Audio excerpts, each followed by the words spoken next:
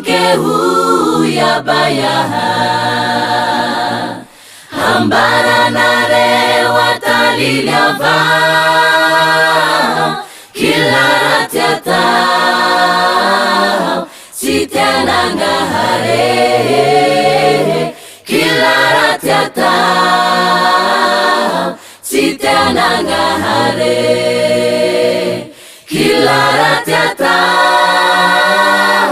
sitenanga hare kila ratiata sitenanga hare malayelula havara Yesa kumala he Yesa kumala he mahajaru Yesa kumala he Yesa kumala he Yesa kumala he Macharu charu Jesu shava malayelula havara Yesa kumala he Yesa kumala he mahajaru Yesa kumala he Yesa kumala he Yesa kumala he Macharu charu Jesu shava Jaya hela liekuzaye Netaru kwa vawe Izesu sikuzaye Hazumanga aye Jaya hela liekuzaye Netaru kwa vawe Izesu sikuzaye Le hazumanga aye Jaya hela liekuzaye Netaru kwa vawe Izesu sikuzaye Hazumanga aye Jaya hela liekuzaye Netaru kwa vawe Izesu sikuzaye Le hazumanga aye Hangi naruria ba Naruri nene yehe Narulungu marwange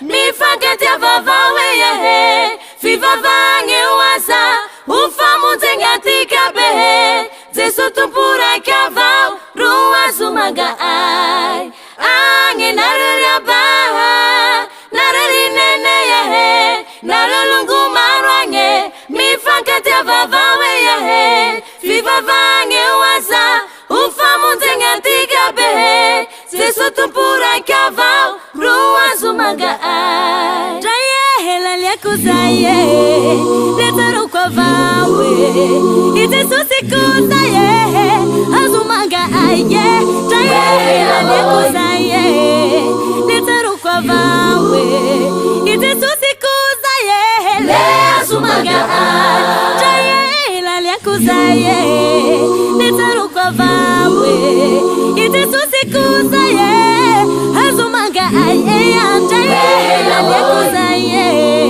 Netaru kwa vawe Izesu sikuzaye Le hazumanga aye Izesu sikuzaye Hazumanga aye Ene Jesu sizaye Ene Jesu sizaye Ene Jesu zaye ya he Ene Jesu sizaye Ene Jesu sizaye Ene Jesu zaye ya he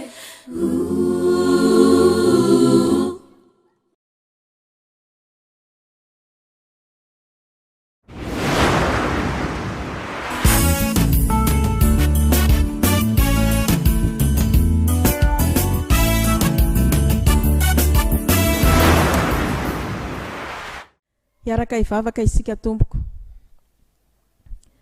Ry Andriamanitra rainay eo, misaotra anao izahay noho ny fitantananao anay, noho ny fiarovanao anay, manome tombonandro anay ianao ary mitahiry anay ao ambany fahasoavanao.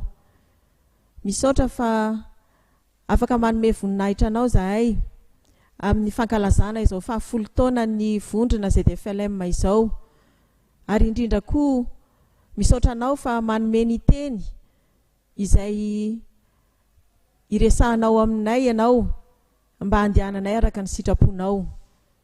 Ny tianao ho anay tsirairay avy dia fiainana mandrakizay. Koa dia tario izahay amin'ny alalan'ny fanainao masina mba tsy hatahotra ny fahafatesana, satria ianao le Andriamanitra velona no arahanay. Fa hanana finoana sy fanantenana kosa fa na eto tany izahay na mbola velona na efa maty dia ao aminao satria efa navotan'i Jesosy tamin'ny rano teo amin'ny azo fijaliana. Mitenena aminay araka ny fombanao ry Andriamanitra tomponay eo fa miaino izahay ary amin'ny anaran'i Jesosy nanaovanay izany vavaka izany. Amen. Faly miarahaba antsika ato amin'ny vondrona zanaky ny fiangonana Loterana Malagasy. Mahatratra izao 10 taona izao ary fisaorana lehibe no atolontsika an'Andriamanitra ray sy zanaka ary fanahy masina izay nampaharitra izao vondrona izao tao anatin'izay 10 taona izay ary mbola angatantsika aminy ny terizany antsika amin'ny 10 taona manaraka sy ny ho avy rehetra ahafahantsika mijoro vavolombelona amin'izao tontolo izao ny amin'ny finoana an'Andriamanitra ray sy zanaka ary fanahy masina hanana ny olona rehetra fiainana ao aminy. Dia miarabantsika rehetra tompoko amin'ny anaran'i Jesosy ary manolotra fisaorana feno ny tompon'andraikitra rehetra ny mpikarakara izao fankalazana izao nanome anjaranay amin'izao fampianarana izao. Andriamanitra tompo izay efa niantso antsika amin'ny fahasoavany ene hombantsika tsirairay avy. Ny lohahevitra izay horesantsika amin'izao fotoana izao dia ny fanantenana kristianina manoloana ny fahafatesana. Ny fanantenana kristianina manoloana ny fahafatesana. Misy soratra masina izay ho vakitsika mialohan'ny iresantsika izany lohahevitra izany dia izay voasoratra ao amin'ny Romanina toko 4:10 ka ny 9:9. Romanina toko 4:10 9:9 mivaky toy izao amin'ny anaran'i Jesosy. Fa raha velona isika dia velona ho an'ny Tompo, ary raha maty isika dia maty ho an'ny Tompo. Koa amin'izany na velona na maty isika dia an'ny Tompo ihany. Amen. Lohahevitra manahirana ny miresaka azy raha ny fahafatesana ny lazaina. Marina amin'ny olona rehetra izany, indrindra fa amintsika malagasy. Raha sendra manao resaka faty na fahafatesana ny ao an-tokantrano na eo anivon'ny vondrona iray tafaraka dia tsy maintsy hisy teny aho hoe inona ary no iresahanareo izany, satria mampiorokoditra sy mampitsangam-bolo ary mampanofo ratsy ny fahafatesana. Tsy mampatahotra ihany fa fady mihitsy ny miresaka ny fahafatesana ho an'ny olona sasany. Iresaka momba ny fahafatesana isika amin'izao fampianarana izao. Tsy azontsika ialana manko ny fahafatesana na dia mety misy aza ny mitady ny tany tsy misy fasana, izany hoe mitady ny toerana tsy misy fahafatesana. Ny fikendrena amin'izany dia ny ahafahantsika miatrika azy ampitoniana, eny ampifaliana azy, na manoloana ny tenantsika na manoloana ny fianakaviana sy ny namana sy tapaka. Tsy ny fiatrehana azy ihany anefa fa ny fiomanana ho amin'izany indrindra koa. Ny fanontaniana mipetraka dia ny hoe moa misy fanantenana ihany ve ao anatin'ny fahafatesana na ao ambadiky ny fahafatesana? Noho izany indrindra no andinihana ny lohateny hoe ny fanantenana kristianina manoloana ny fahafatesana amin'izao fampianarana izao. Ny kristianina malagasy no hivatana ny resaka ka ny fomba mampanao sy ny fiheverana malagasy amin'ny ankapobeny no aseho eto. Amin'ny famoaboasana io lohateny io dia ny momba ny fahafatesana amin'ny ankapobeny no jerentsika voalohany. Manaraka izany ny fijerena ny antony fahafatesana, arahiny fandinihana ny fahafatesana araka ny soratra masina ary ho faranantsika amin'ny andraikitry ny kristianina manoloana ny fahafatesana. Voalohany ary ny fijerena ny fahafatesana amin'ny ankapobeny. Ny famaritana ankapobeny ny voambolana hoe fahafatesana sy ny fiheverana na fotom-pisainana momba ny fahafatesana sy ny zava-misy aorian'ny fahafatesana no resantsika izao.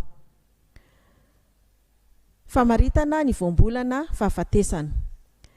Ny fahafatesan'ny olombelona no anompanantsika ny resaka amin'ity fampianarana ity. Raha faritana ny atao hoe fahafatesana ara-piforoana teny dia izao. Ny fototeny dia faty. Misy tovina famoronana anarana F ao ary misy tsiryteny saradro aha ana izay maneho toejavatra. Raha araka io fiforonan'io ny anarana hoe fahafatesana dia ilazana toejavatra izay tsy afaka mihetsika intsony. Ny heviny dia ny fahatamperan'ny fiainana eto an-tany. Fialan'ny aina no ilazan'ny rakibolana malagasy azy.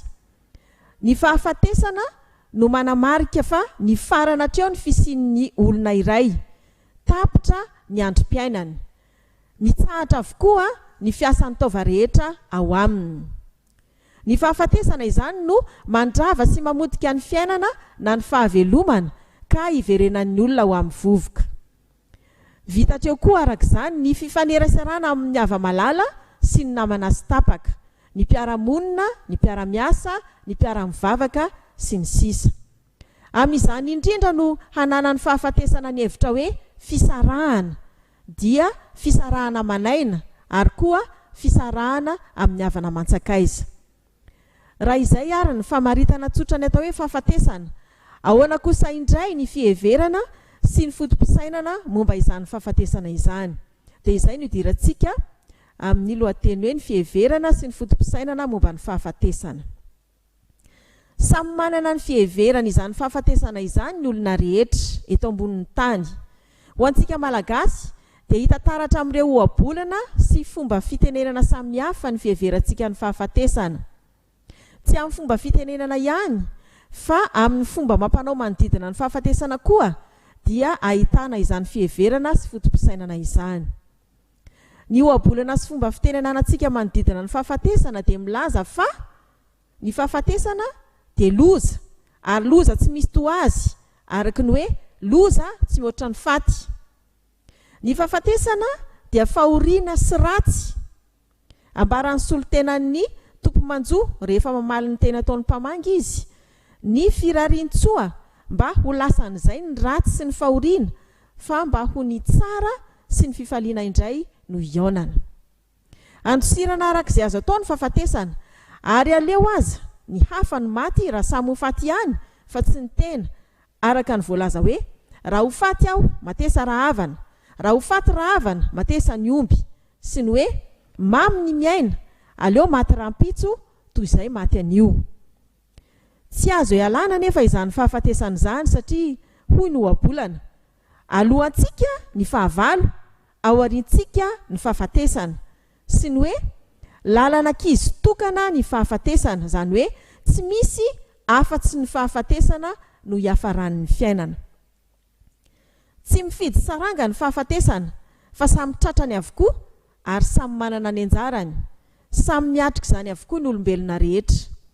Hita izany amin'ireto ohabolana ireto, ny fahafatesana no hetra iombonana amin'ny andriana, ny fahafatesana tsy mba heloka fa zara hetra, ny fahafatesana zara hetra tsy azo kavana soloana.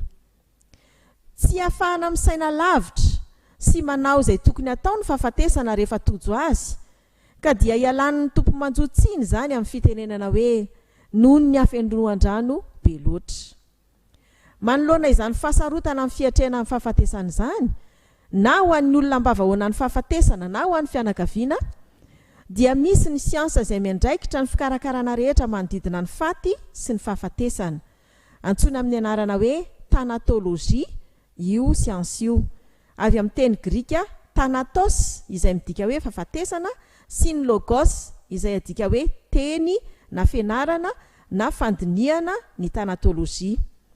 Ny tanatolojia izany dia ny teniny amin'ny fahafatesana na ny fianarana na fandiniana ny amin'ny fahafatesana. Manomboka amin'ny fandiniana ireo famantarana na sininy ny fahafatesana sy ny anton'ny fahafatesana, sy ny hoe fahafatesana manao ahoana. Avy eo mandalo amin'ny fikarakarana ny faty sy ny fianakaviana ka hatramin'ny fahalavirarian'ny fandevenana, na dorana io na sitrika, ny andraikitra ity sampana amin'ny siansa ity. Ivondrona ny fahalalana maro arak'izany ity sampana ity, toy ny fahalalana filozofika, antropolojika, etnika, siantifika, teolojika. Tafiditra ao anatin'ny asan'ity sampana ity ny fanadihadiana ny fahafatesana izay ataon'ny médecin légiste amin'ny alalan'ny autopsie, ny fiatrehan'ny olona mba vahoana ny fahafatesana mba hanana ny fahafatesana milamina tsy amitahotra. Eo koa ny fiatrehan'ny ankohonana sy ny fianakaviana akaiky izany fahafatesan'ny ava-malalana izany mba hanana ny fiononana sy fisaonana milamina tsy misy famoizam-po. Asan'ity sampana ity koa ny fanohanana ny fianakaviany maty no ny fahafatesana tampoka na ny fahafatesana matsiravina.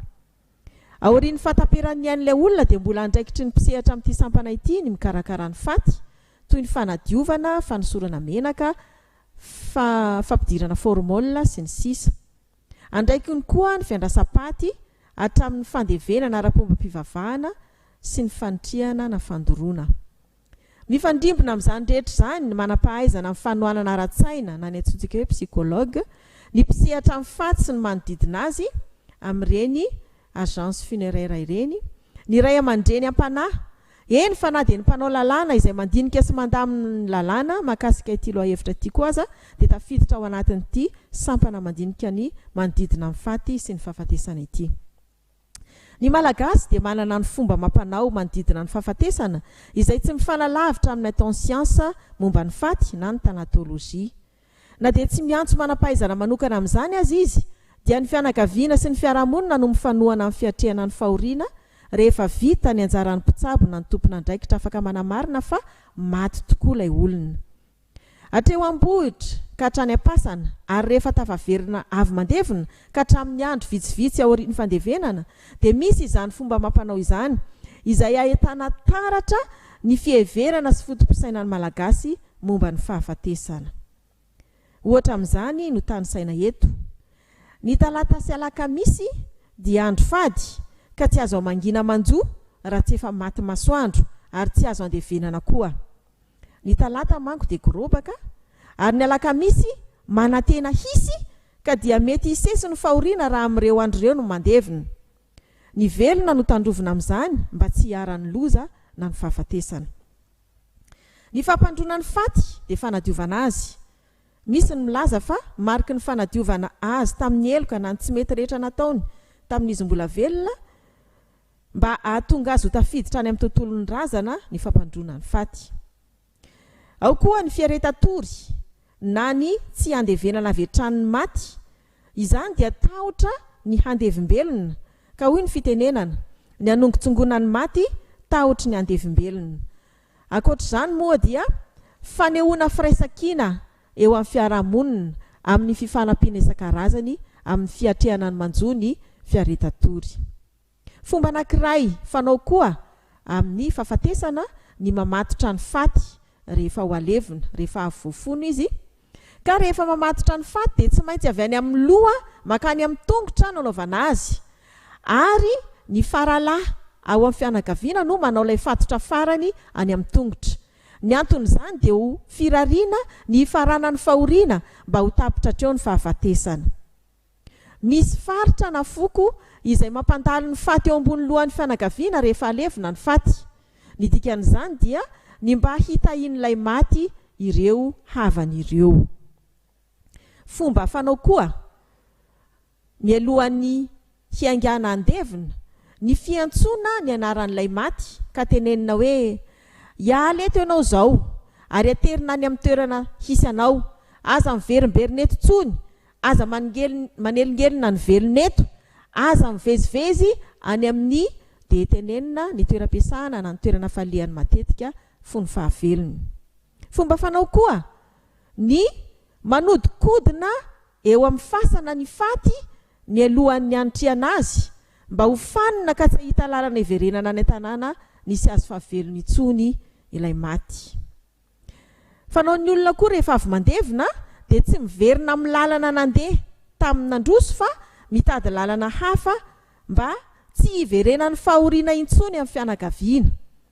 Ary alohan'ny hiditra ny trano dia mandingana afo ny mpandevina mba tsy harahin-dolo avy any amin'ny fasana. Ny misasa izay fomba fanao rehefa vita ny fandevenana na andro vitsivitsy aorianany fandevenana dia midika fialana loza, fanalana ny ratsy rehetra tamin'ny fahafatesana, avalana rano ny fitafian'ilay maty mba hitsahatra hatreo koa ny fahoriana. Tsy maintsy any amin'ny ranobe no misasa ny fianakaviana ka entina any avokoa ny lamba maloto rehetra ho diovina. maro ny fomba fanao amin'ny fahafatesana izay tsy aro voataniseto fa raha mandinika ireo voalaza ireo sika dia hita taratra fa tena atahorana tokoa ny fahafatesana ary atao izay fomba rehetra isan-kanana azy. Rehefa mitranga moa izy dia ezahanao faranana treo amin'ny alalan'ny fanaovana ireo fomba isan-karazany ireo satria loza ezahana lavirina ny fahafatesana. Raha izay no azo lazaina momba ny fiheverana sy ny fotom-pisainana momba ny fahafatesana dia ahoana indray ny finoana ny fiainana ao aorianan'ny fahafatesana. Andeha ary hojerentsika izao ny fiainana ao aorian'ny fahafatesana. Ny fiainana ao aorian'ny fahafatesana ny malagasy. Ny fahafatesana no fiampitan'ny velona makany amin'ny tontolon'ny razana. Ny maty dia mbola manana anjara amin'ny velona ary toa manery ny velona mihitsy aza indraindray. Ny velona kosa dia mbola manana didy amin'ny maty mba hahazoana fitahiana avy aminy. Manana lanja lehibe amin'izany ny fandrazanana na ny fanaovana ny maty ho lasa razana. Ny fanajana sy fanaovana ireo fomba isan-karazany na mandritra ny maha eo ambohitra ny razana na amin'ny fandevenana na ao aorian'ny fandevenana no isan'ny mahatateraka sy mahalavrary io fandrazanana io. Anisan'izany ny famadihana. Raha fitinina dia miaina amin'ny tahotra mandrakariva ny velona sa ho tratry ny tsin'ny razana amin'ny tsy fahalavrariana izay takiny. Raha izay no mitranga dia tsy azo ny fitahiana avy aminy izy. Io fitahiana eo anefa dia tena katsahana tokoa mba hampahomby ny fiainan'ny velona. Tsy azo antoka ary feno tahotra ny fiainana ao aorian'ny fahafatesana satria tsy fantatra na ho lasa razana hita tokoa any aoriana any na hirenireny hanelingelina ny velona fotsiny. Izay no azo ambara momba ny fahafatesana sy ny fiheverana momba azy. Izay hidirantsika izao dia ny antony fahafatesana. Faharoa ary ny antony fahafatesana. Ny fanontaniana mipetraka dia izao: raha ratsy sy mangidy ary mampahory toy izany ny fahafatesana, avy aiza ary izy? Nahoana ny misy ny fahafatesana?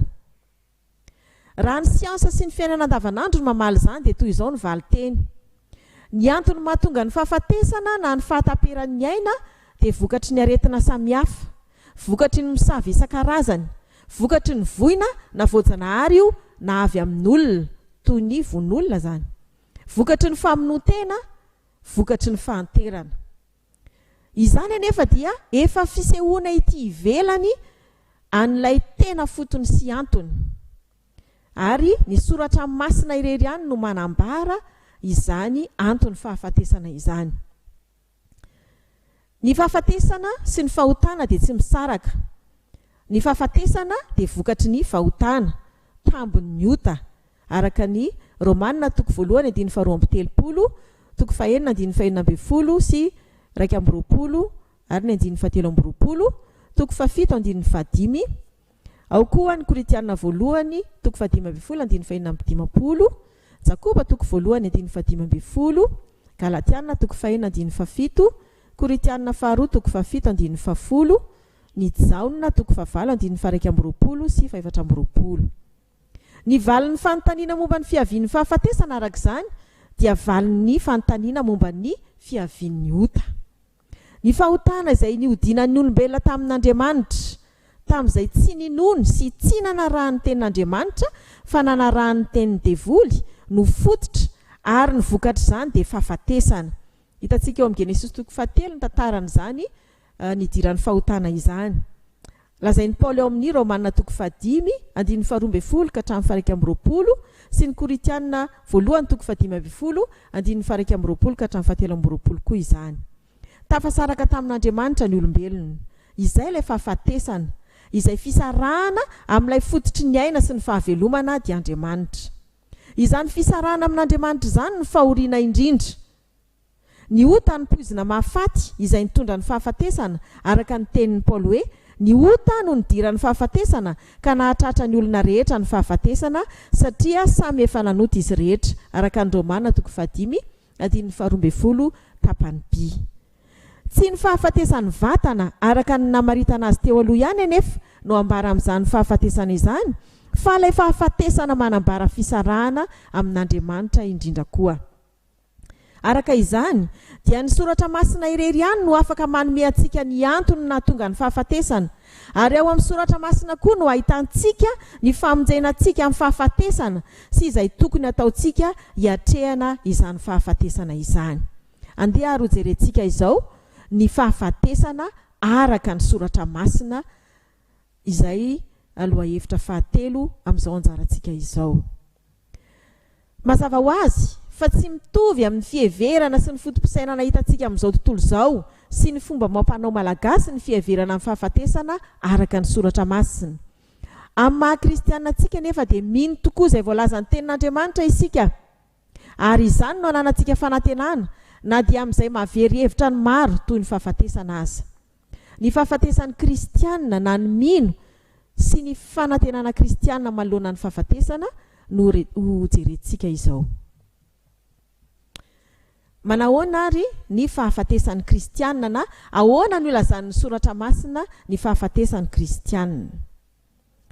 Koa satria ny nofo amandra tsy mahazo mandova ny fanjakan'Andriamanitra, ary ny fahalovana tsy mandova ny tsy fahalovana araka ny Korintiana voalohany 1:15-15.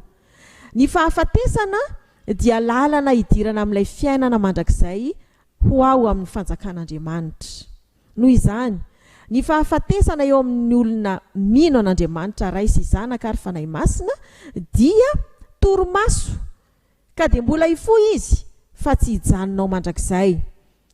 Jesosy tena no nilaza tamin'ny fahafatesan'ny Lazarosy fa matory Lazarosy sakaizantsika fa andeha hamoha azy aho, araka ny Jaona 2:12-20.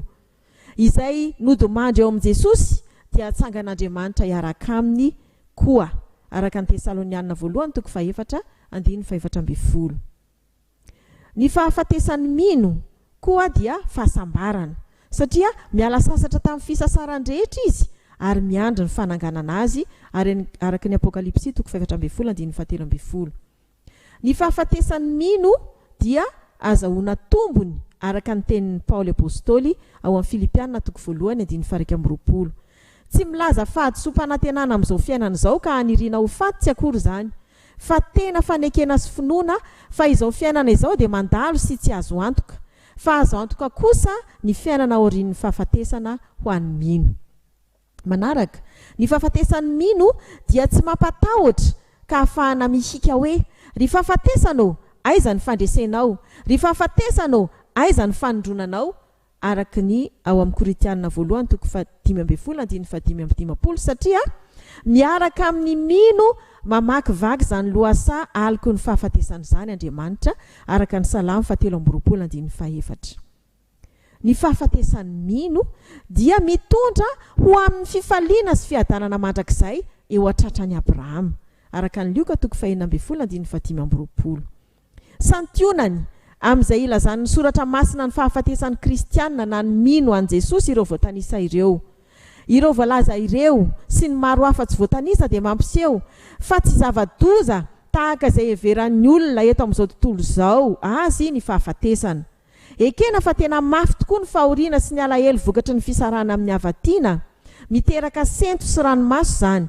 Kanefa ny mino an Jesosy sy ny asa-panavotana nataony dia tsy mitanondrika amin'ny fahafatesana ary tsy very fanantenana amin'izany, satria azo ny antoka ny famonjena nataon'i Jesosy analana azy sy ny havany avy amin'ny fahafatesana ho amin'ny fiainana.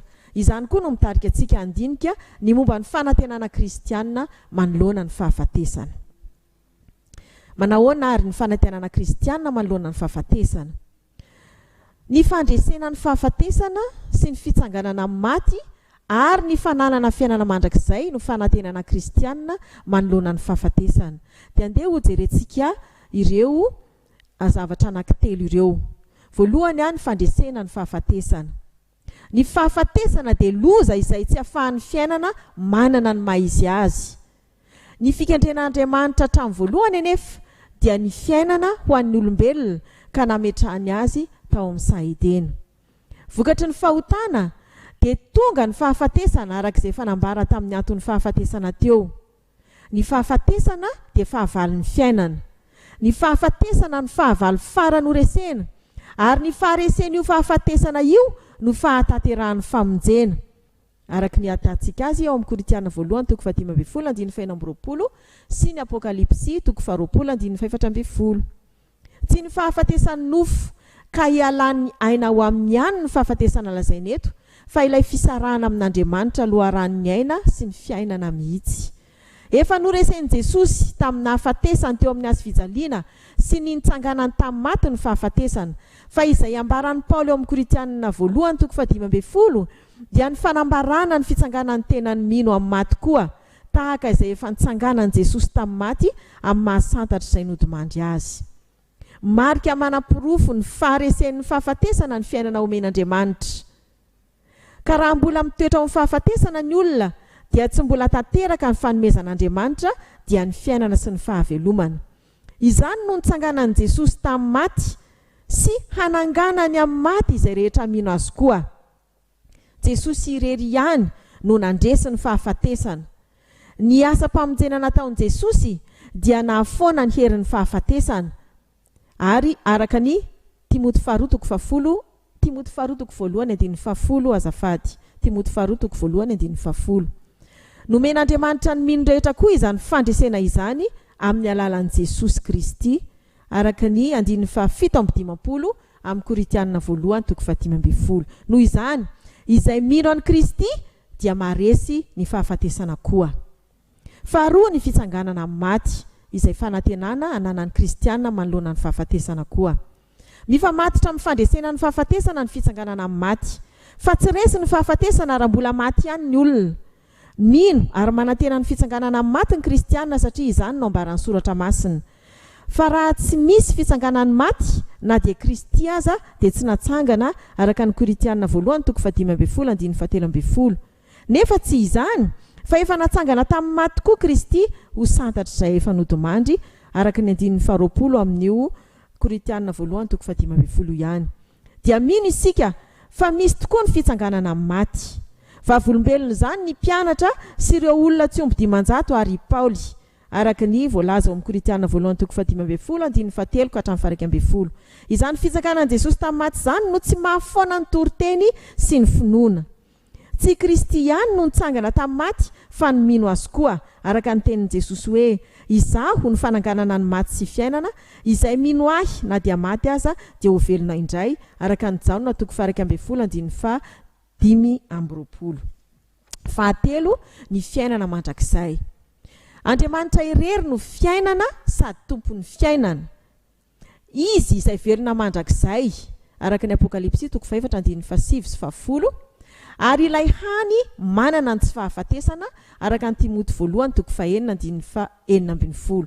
Ambonin'izany dia io Andriamanitsika io ihany no afaka mamelona sy manangana ny maty, satria Andriamanitry ny fiainana ary manapahefana amin'ny fahafatesana izy, araka ny Romanina toko 4:17 sy ny Koritiana faharoa toko 1:7.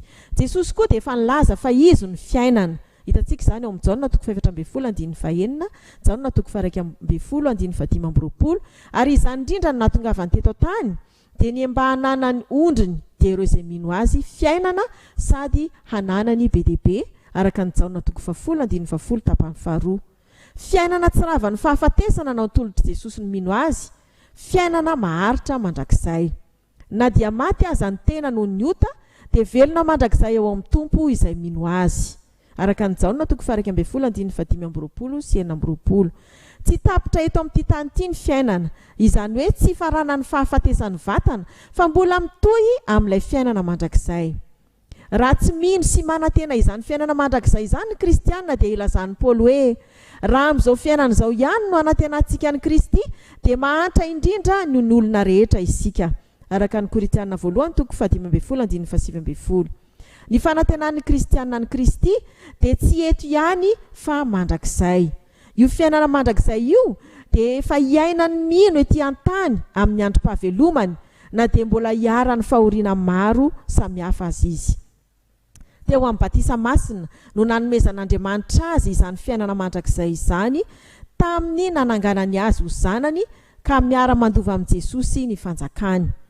Dia miaina ny fahafatesana, dia ny fahafatesan'ny ota sy ny fitsanganana amin'ny maty, ary ny fiainana mandrakizay miaraka amin'i Jesosy ny mino ety an-tany, amin'ny alalan'ny fiainany ny batisa isan'andro araka ny Romanina 9:1-7 ny fomban'i Jesosy izay nolazaina ao Matteo 7:20-20b sy ny fampanantenany fandresena ho an'izay manaraka azy araka ny Jaona 4:17 no mahamafiorina izany fanantenana izany. Ambonin'izany dia Jesosy tena no nilaza fa handeha amboatra fitoerana ho an'ny mpianany araka ny Jaona 4:2-7 noho izany dia azo antoka ny fiafaran'ny fiainan'ny kristianina mpanaradian'i Jesosy fa tsy mba mivavabavapoana tsy misy tanjona sy fanantenana ny amin'izay iafarany izy fa azo antoka fa manana toerana ao an-tranony iray ka hitoetra amin'izay hitoeran'i Jesosy. Koa satria manana izany fanantenana izany ny kristianina manoloana ny fahafatesana dia tsy milofika izy ary tsy very hevitra na matina alahelo na raikitra retina amin'ny fahafatesan'ny hava-malalany na izay ny fanerasera taminy.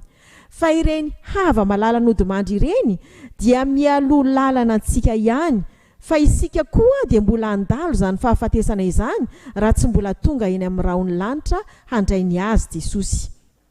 Azavain'ny Paolo tsara izany ao amin'ny Tesalonianina 1:17-17 fa izay mino an Jesosy dia ho any amin'ny tompo mandrakariva raha miala ety.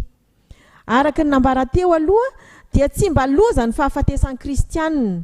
Efa miandry ny fiavian'i Jesosy ireny avantsika nodimandry ireny mba hampiditra azy ho amin'ny fiainana mandrakizay tanteraka araka ny nanambaran'ny Apokalipsy azy dia fiainana feno fahasambarana, tsy misy ranomaso, tsy misy fahafatesana, mitoetra eo anoloan'ny seza fiandrianan'Andriamanitra ka manompo azy andro aman'alina araka ny Apokalipsy 7:17-17 sy ny 1:20-24 koa dia mifampionoana ianareo amin'izany teny izany araka ny Tesalonianina 1:1-4.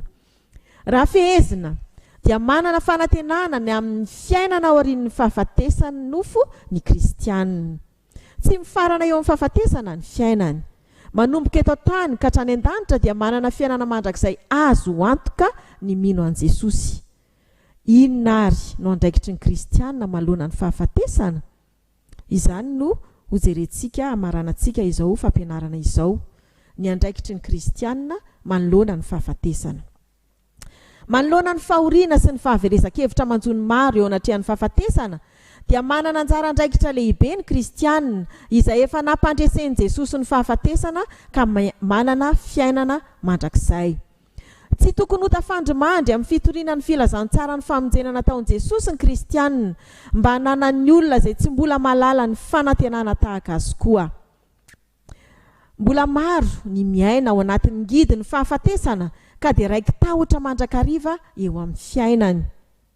Ny fitorianan'i Jesosy maty nanolotra ny ainy kanefa nitsangana tamin'ny maty ka velona mandrakizay no ahafahan'ireny olona ireny miaina koa ny fanantenana amin'ny fahavelomana mandrakizay. Andriamanitra izay manam-pahefana ny fiainana mandrakizay izay mino azy ihany no tokony atahorana araka ny Lioka 12:5. Tsy isika ny tompon'ny fahefana amin'ny fandefasana ny avantsika ny amin'ny fiainana mandrakizay. Noho izany, ny fitenenantsika amin'izay nodimandry hoe mandria am-piadanana na ny hoe ny anjelin'Andriamanitra ne tsy henanao sy ny sisa dia sady tsy misy fiatraikany amin'ilay nodimandry no fahotana koa. Rehefa maty mantso ny olona dia tsy misy fifandraisana intsony amin'ny velona, sady tsy afaka mandray izay avy amin'ny velona no tsy afaka manome ho an'ny velona koa araka ny Pitoriteny 7:5. Raha ran'Andriamanitra ny fifandraisana amin'ny maty amin'ny firesahana na fanontaniana azy araka ny Deuteronomia 14:12. Amin'ny fotoana fahavelomana no ampianaran'ny tenin'Andriamanitra ny olona handray sy hino ny famonjena. Izany no antony nampirisihan Jesosy ny mpianatra sy izay niaino azy mba hiambina mandrakariva. Imbetsaka Jesosy no niteny izany. Hitantsika ao Matteo 4:12-12, Matteo 5:12-17, Marka 7:17-17 sy 5:30, Lioka 1:17.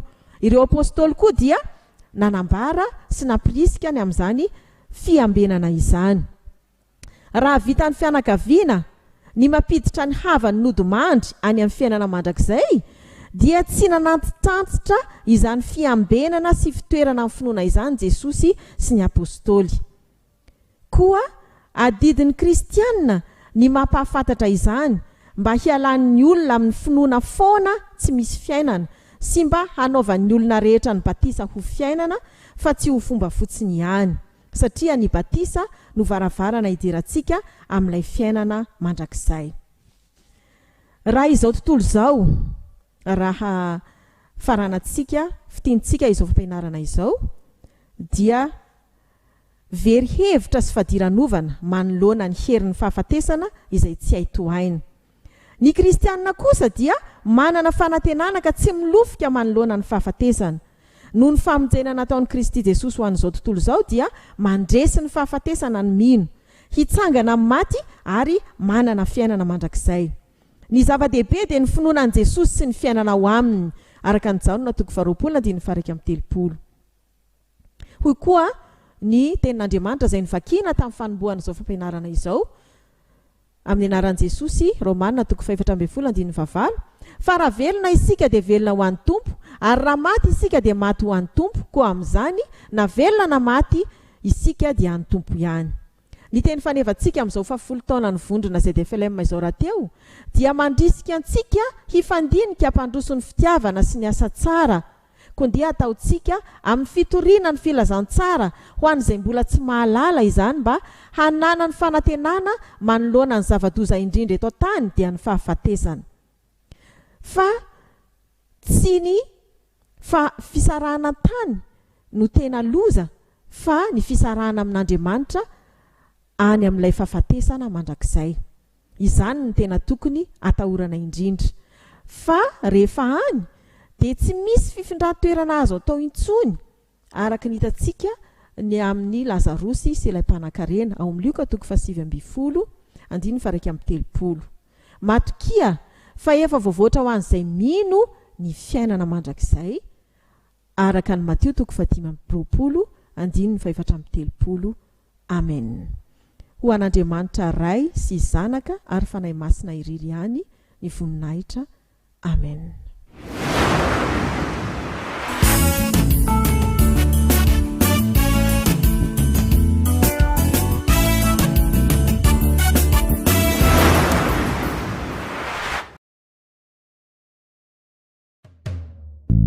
Raha ny oloko izay nantsoina amin'ny anarako ho avy anetry tenaka hivavaka sy hitady ny tavaka ary ala amin'ny ratsy fanaona, dia hihainao any an-danitra ka hamela ny helo ary hasitrana ny tany.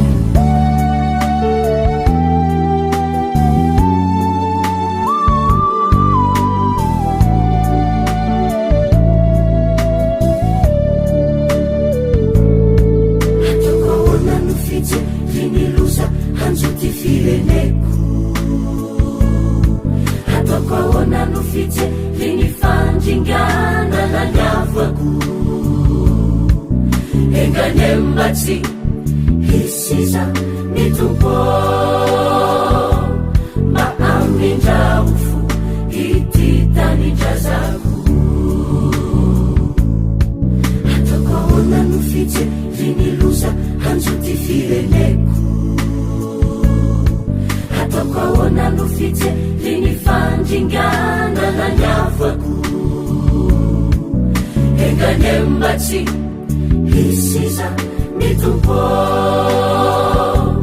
mba amindraofo ity tanindrazako.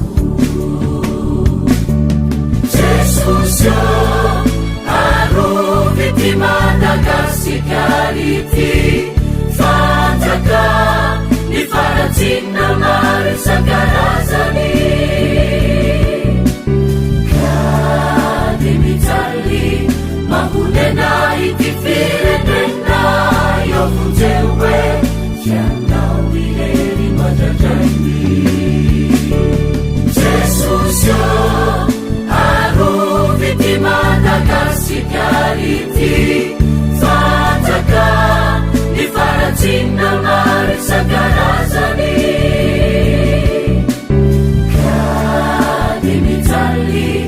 mahonena ity firenena eo vonjeo hoe ianao mihery mandradrainy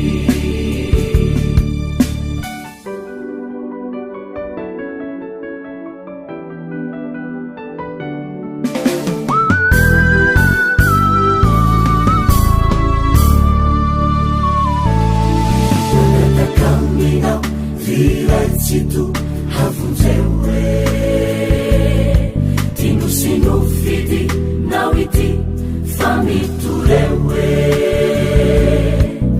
aza velanao hanjakania sinako le olomba fitinao ampaherezotoko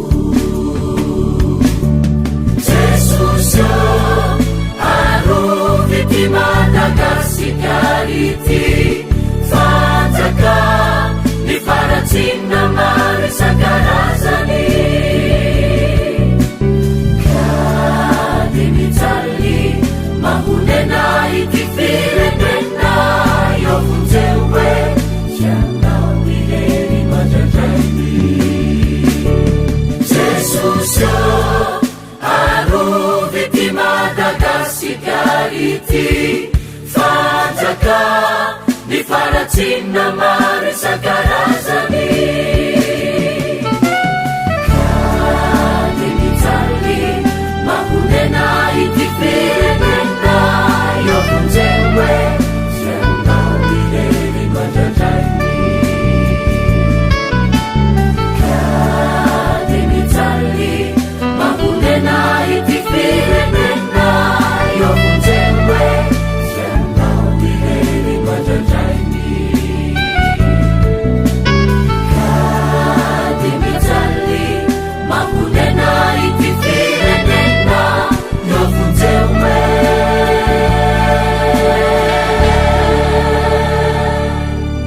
amen.